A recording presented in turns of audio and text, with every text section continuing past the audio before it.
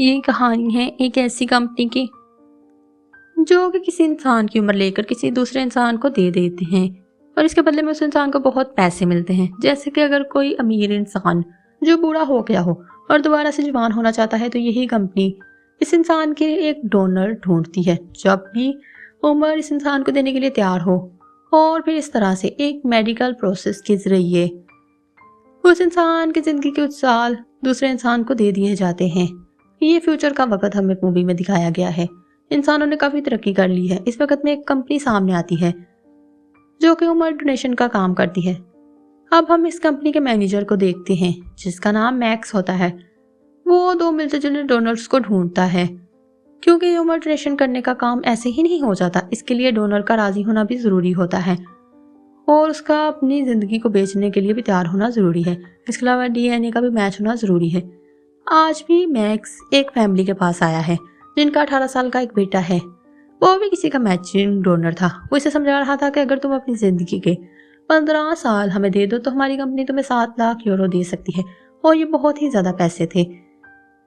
इससे तुम अपनी फैमिली की मदद भी कर सकते हो, तुम्हारा लाइफस्टाइल भी बदल सकता है, गरीबी से सीधा अमीरी की तरफ जा सकते हो और इसके अलावा तुम पढ़ भी सकते हो। ये चीज उस लड़की की माँ को अच्छी नहीं लग रही होती, लेकिन वो लड़का समझ जाता है कितने पैसे वो 15 साल कमा कर भी नहीं बना सकता जितने उसे इस अमल से मिल जाएंगे। इसलिए वो राजी हो जाता है। उन लोगों को मनाने के बाद मैक्स अपनी कंपनी में वापस आता है। उनकी कंपनी की बिल्डिंग के बाहर बहुत से लोग होते हैं जो कि झोंपड़ियों में रहते हैं। वो इस कंपनी के खिलाफ होते हैं, इसलिए एहतजाज कर रहे होते हैं। मैक्स अंदर जाता है और वहां पर उनकी एक मीटिंग चल रही होती है।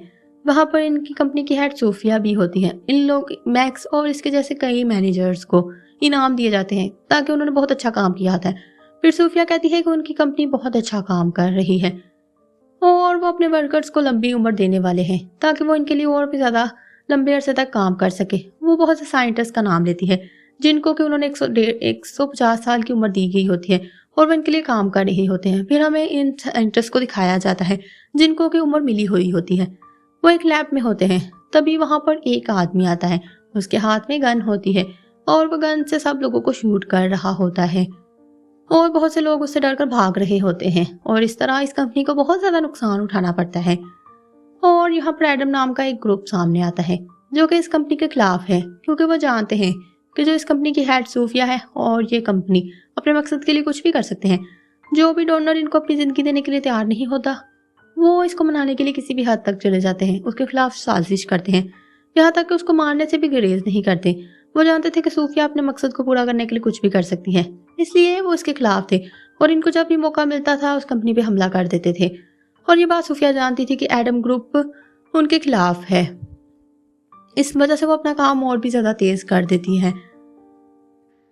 अब मैक्स की जिंदगी हमें दिखाई जाती है। वो अपनी वाइफ के साथ रहता है और वो दोनों बहुत प्यार करते हैं एक दूसरे से। इसकी वाइफ एक हॉस्पिटल में काम करती है। एक दिन उसकी वाइफ हॉस्पिटल से वापस आती है तो वो देखती है मैक्स इसके लिए खाना बना रहा है। वो बहुत ज्यादा खुश होती है। अभी वो लोग जिस घर में रह रहे होते हैं वो इन्होंने लोन पर लिया होता है। ये बात उन्होंने किसी को बताई नहीं होती और वो दोनों परेशान होते हैं, लेकिन मैक्स को यकीन होता है कि वो लोन चुका देगा और वो रिलैक्स रहता है। इसे बच्चों का भी बहुत शौक था। एक दिन वो दोनों अपने काम से वापस आते हैं तो देखते हैं कि इनके घर में आग लगी हुई है और वह आग काफी ज्यादा फैल चुकी है और पूरा ही घर जल गया है। इसकी वाइफ को काफी बड़ा झटका लगा था, वो काफी परेशान हो गई थी। मैक्स इसको समझाता है कि घर का लोन आग लगने की वजह से इंश्योरेंस वाले दे देंगे, लेकिन झटका तो इन्हें तब लगता है जब इंश्योरेंस वाले लाइसेंस करने से मना कर देती है। और ये इनका कहना था कि आग मोमबत्ती की वजह से लगी है और उन लोगों की लापरवाही की वजह से लगी है और वो किसी भी तरह का नुकसान नहीं भरेंगे। ये सुनकर दोनों हस्बैंड वाइफ काफी परेशान हो जाते हैं क्योंकि लोन बहुत ज्यादा था। अगर वो लोग सारी जिंदगी भी नौकरी करते तो अभी वो कभी इस लोन को ना चुका सकते क्योंकि ये 2.5 मिलियन यूरो थे। अब ये लोग बहुत ज्यादा परेशान थे। ये लोग अपने वकील के पास जाते हैं। वो इनसे कहती है कि तुम लोगों के पास सिर्फ एक ही रास्ता है, वो ये है कि तुम्हारी बीवी ने जब लोन लिया था इस वक्त इसने एक सिक्योरिटी पर साइन किए थे। वो ये थी कि अगर वो लोग ये लोन ना चुका सकेंगे तो वो अपनी जिंदगी के 40 साल बैंक को डोनेट कर देगी। मैक्स को ये बात नहीं पता थी। वो सुनकर बहुत परेशान हो गया था। अब दोनों वकील के ऑफिस से बाहर निकल रहे थे तो बाहर पुलिस मैक्स की बीवी को गिरफ्तार कर लेती है, क्योंकि बैंक के रूल्स बहुत ज़्यादा स्ट्रिक्ट थे और वो लोग कह रहे थे कि मैक्स की बीवी कहीं भी भाग सकती है। मैक्स सोचता है कि वो अपनी बीवी की जगह अपनी उम्र डोनेट करेगा, लेकिन उसका कोई डोनर मौजूद नहीं था, जबकि मैक्स की बीवी का डोनर मौजूद था। इसलिए पुलिस उसे गिरफ्तार कर लेती है। मैक्स को अब कुछ समझ नहीं आ रहा था। वो अपनी कंपनी की हेड सोफिया के पास जाता है। वो सोफिया से कहता है कि वो उसकी मदद करे। तब सोफिया उसकी मदद करने के लिए मान जाती है, लेकिन 2 हफ्ते गुजरने के बावजूद कोई कुछ नहीं हो पाता और यहाँ वो दिन भी आ जाता है जब मैक्स की वाइफ की जिंदगी के 40 साल लेकर किसी आदमी को दे दिए जाते हैं। मैक्स अपनी बीवी को वापस घर लाता है। वो दोनों बहुत ज्यादा परेशान होते हैं और अब मैक्स की बीवी बूढ़ी होने लगती है। वो दोनों बहुत ही ज्यादा डरे हुए थे और परेशान थे। इसकी बीवी अब बूढ़ी हो रही थी। वो दोनों कोई तरीका ढूंढ रहे थे कि किसी भी तरह इसकी बीवी दोबारा से जवान हो जाए। वो दोनों बच्चे चाहते थे, जो कि अब बिल्कुल भी नजर आता हुआ नहीं नजर आ रहा था, क्योंकि इसकी बीवी बूढ़ी हो गई थी। इसकी बढ़ती उम्र की वजह से इसकी बीवी उदास रहने लगी थी। मैक्स से तसल्ली देता है और कहता है कि वो जरूर इसको इसकी जिंदगी वापस ला कर देगा। एक दिन मैक्स पार्क में बैठा होता है, तब इसके पास एक बच्ची आती है जो कि ड्रग सेल कर रही होती है। वो इसको ड्रग लेने को कहती है। यहाँ पर मैक्स ड्रग्स तो नहीं लेता, लेकिन बच्ची को याद रख लेता है। अब मैक्स की बीवी और भी ज्यादा बुरी होने लगी और मैक्स से इसकी ये हालत नहीं देखी जाती, तो वो फैसला करता है कि वो इस आदमी को ढूंढ लेगा जिसको इसकी बीवी की उम्र दी गई है। वो इस उम्र वापस लेकर अपनी बीवी को देगा और अब मैक्स अपनी बीवी को इसके मॉम डैड के पास छोड़ देता है। अपनी बेटी को इतना बुरा देखकर इसके मॉम डैड परेशान हो जाते हैं और वो इसका कसूरवार भी मैक्स को ठहराते हैं। मैक्स इनसे कहता है कि आप फिक्र ना करें, मैं इसकी उम्र से वापस ला कर ही दूंगा। अब मैक्स इस बच्ची के पास आता है। असल में वो बच्ची कोई बच्ची नहीं है, बल्कि उसने अपनी उम्र को कम करके किसी और की उम्र खरीद कर खुद को ऐसा बनाया है। वो एक औरत है। मैक्स उसके पास इसलिए गया था कि वो उससे पूछे कि उसने इस तरह कैसे किया है। तब वो लड़की मैक्स से कहती है कि इसके लिए लाजमी है कि तुम्हारे पास यूरो हो और इसके अलावा तुम्हें वो दोनों डोनर चाहिए होंगे जिनकी उम्र को तुमने तब्दील कराना है, और इसके अलावा तुम्हें रशिया जाना पड़ेगा। और इस बात के लिए मैक्स मान जाता है, लेकिन वो पहले पता चलाता है कि इसकी बीवी की उम्र किसको दी गई है और उसे पता चलता है कि वो एक औरत है। इस औरत का पता चला के वो उसके पास जाकर इसको किडनैप कर लेता है। तो फिर वो अपनी बीवी के पास जाता है और इसको बताता है कि मैंने ऐसा किया है कि तुम मेरा साथ दोगी। तब इसकी बीवी भी राजी हो जाती है। दोबारा से जवान होना किसको अच्छा नहीं लगता और वो दोनों प्लान बनाते हैं कि वो ये मुल्क छोड़कर चले जाएंगे। जब वो लोग जा रहे होते हैं तो इनको पता चलता है कि जिसको इसकी बीवी की लाइफ मिली है वो असल में सूफी है और जिस लड़की को इन्होंने किडनैप किया है वो सूफी की बेटी है। इसकी बीवी की जिंदगी सूफी को मिली थी, लेकिन उसने वो जिंदगी अपनी बेटी को दे दी थी। लेकिन मैक्स फिर भी उसकी बेटी को अपने साथ ले जाने के लिए राजी होता है, क्योंकि वो उसकी बेटी होती है और वो लाजमी उसकी बीवी के मैच कर जाएगी और उसकी बीवी के 40 साल उसको वापस मिल जाएंगे।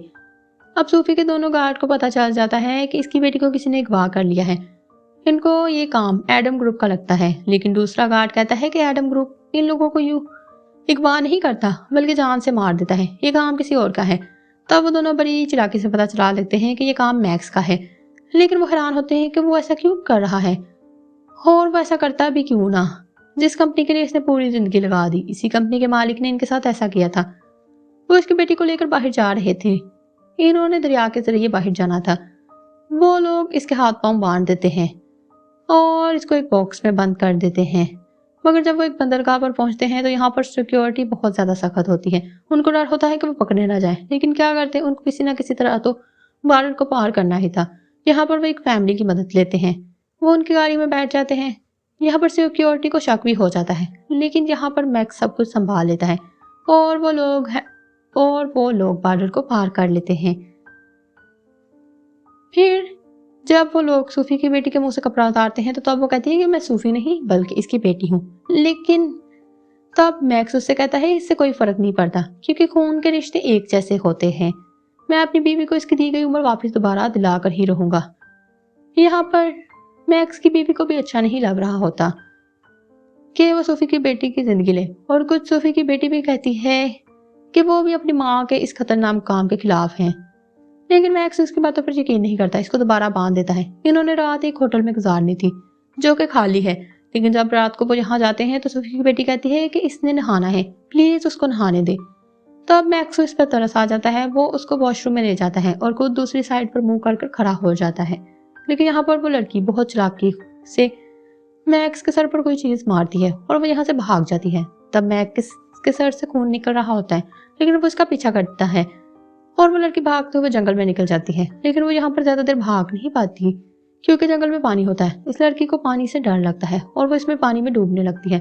तो मैक्स की बीवी इसको इधर से निकालती है और इसके हाथ पांव दोबारा से बांधकर इसको बंद कर देते हैं। इधर सूफी तैयारी कर लेती है कि वो मैक्स से अपनी बेटी को छुड़वा कर रहेगी। इसके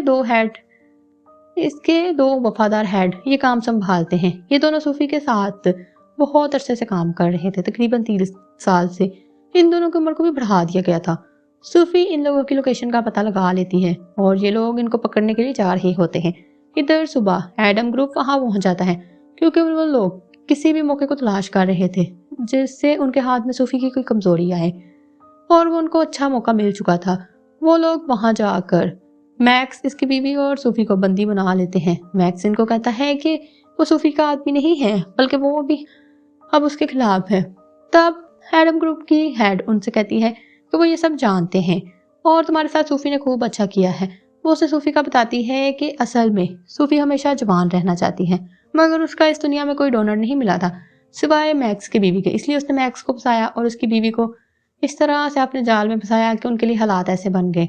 उसने ही उनके घर में आग लगाई थी और उसकी बीवी की उम्र भी उसको ही मिली थी। मैक्स ये सच्चाई जानकर बहुत ही ज्यादा दुखी हो गया था। जिस कंपनी के लिए उसने इतना ज्यादा कुछ किया था, उसी कंपनी ने उसे इतना बड़ा धोखा दिया था।